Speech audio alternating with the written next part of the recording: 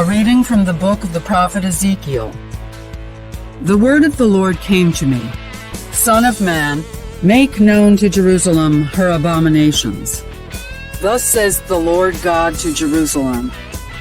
By origin and birth, you are of the land of Canaan. Your father was an Amorite and your mother a Hittite. As for your birth, the day you were born, your navel cord was not cut.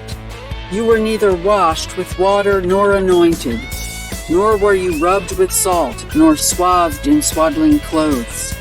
No one looked on you with pity or compassion to do any of these things for you. Rather, you were thrown out on the ground as something loathsome the day you were born. Then I passed by and saw you weltering in your blood.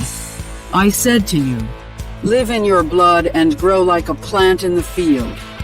You grew and developed. You came to the age of puberty.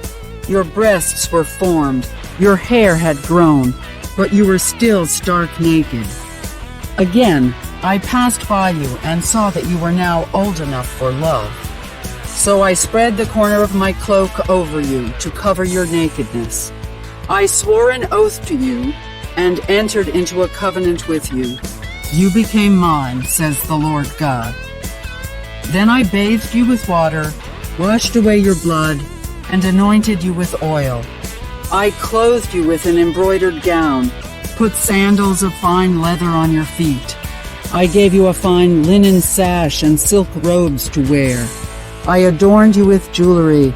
I put bracelets on your arms, a necklace about your neck, a ring in your nose, pendants in your ears, and a glorious diadem upon your head.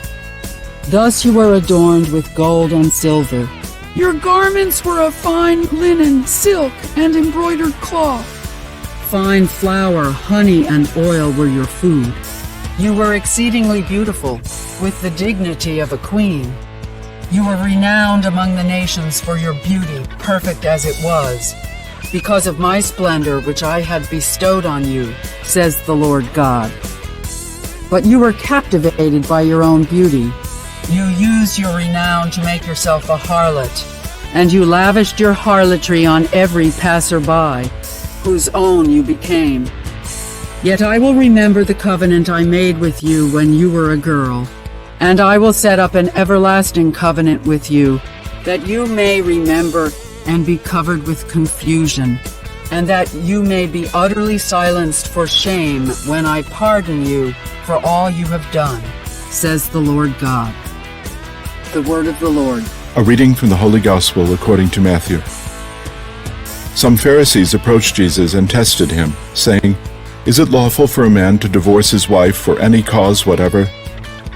He said in reply, "Have you not read that from the beginning the Creator made them male and female, and said, 'For this reason a man shall leave his father and mother, and be joined to his wife, and the two shall become one flesh.'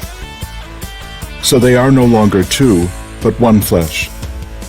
Therefore, what God has joined together, man must not separate." They said to him, "Then why did Moses command that the man give the woman a bill of divorce and dismiss her?"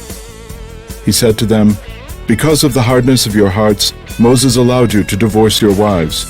But from the beginning it was not so. I say to you, whoever divorces his wife unless the marriage is unlawful, and marries another, commits adultery." His disciples said to him, "If that is the case of a man with his wife, it is better not to marry." He answered, "Not all can accept this word, but only those to whom that is granted. Some are incapable of marriage because they were born so. Some because they were made so by others. Some because they have renounced marriage for the sake of the kingdom of heaven. Whoever can accept this ought to accept it." The Gospel of the Lord. Reflection. What is God's intention for our state in life, whether married or single?